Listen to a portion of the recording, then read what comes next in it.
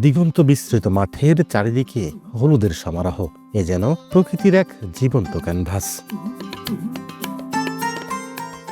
মাঠের এই সৌন্দর্য আরও বাড়িয়ে দিচ্ছে মৌমাছির দল। ফুলে ফুলে মধু সংগ্রহের এ দৃশ্য মন কেড়ে নিচ্ছে প্রকৃতিপ্রেমীদেরও।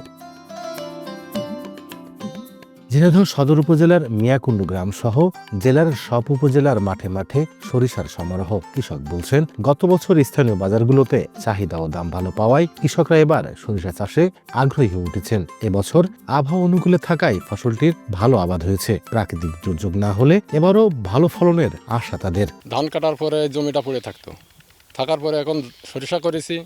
সরিষা উঠানোর পরে আমরা লাগাবো আবার ধান। 8-10 মণ শস্য পাই 1 বিঘা প্রতি, এতে লাভবান বেশি। বছরের থেকে আশা করছি এবার দাম ভালো পাবো। এদিকে আবাদ বৃদ্ধি ও ফলন ভালো পেতে কৃষি বিভাগের পক্ষ থেকে কৃষকদের দেয়া হচ্ছে প্রণোদনা সহ প্রযুক্তিগত নানা পরামর্শ। বাড়ি সরিষা 14টা 75 দিনের ভিতরেই ঘরে তোলা যায় এবং বাড়ি সরিষা 9 যেটা, এটা আপনার 80 দিনের ভিতরেই ঘরে তোলা যায়।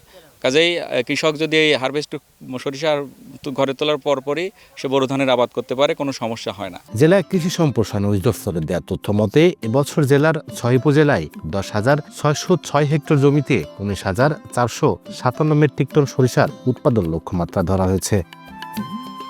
লোটাস রহমান সোহাগ, সময় সংবাদ, ঝিনাইদহ।